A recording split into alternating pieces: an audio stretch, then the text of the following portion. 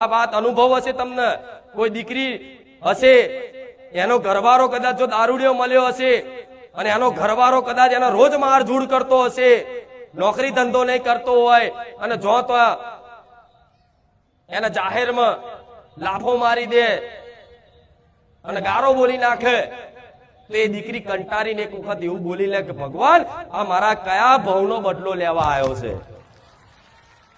બોલે છે કે નહીં? એ ભગવાન આ મારા કયા ભવનો બદલો લેવા આવ્યો છે કે માં એવા જેવા કર્મ કર્યા છે કે મને આવો ધણી મળ્યો? આ શું ખોટું?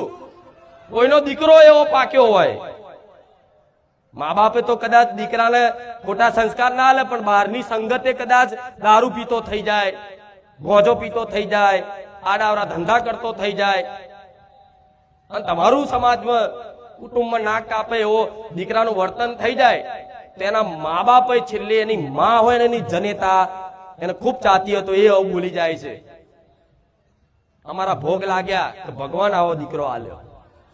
બોલે છે લાવું?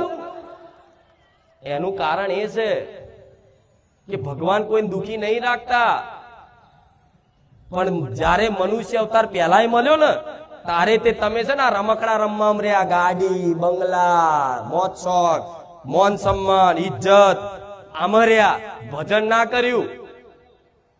એટલે ભગવાને ફરી અવતાર આલ્યો, ફરી એની એ દિશા ચાલુ. આ ચક્કર છે ને ચાલવાનું, આમાંથી કોઈ છુટકારો નહીં આલી શકે. પણ જો વિશ્વાસ હોય ને આવા કાળા કળિયુગમાં કે મારી માતા મારી જાગતી બેઠી છે, મારો રોમ સાક્ષાત છે, એવો જો વિશ્વાસ હોય ને તો દીકરાઓ મારા શરણે મારા રોમના શરણે પડી જજો.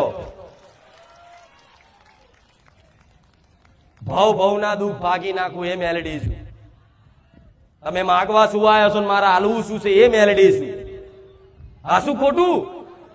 તો કદાચ કોઈને કદાચ કોઈ દુખી કરતું હોય કોઈ વ્યક્તિ, જો કર્મ તમારું પાકે ને, એ કર્મ જે કર્યું હોય એનો ફળ સ્વરૂપ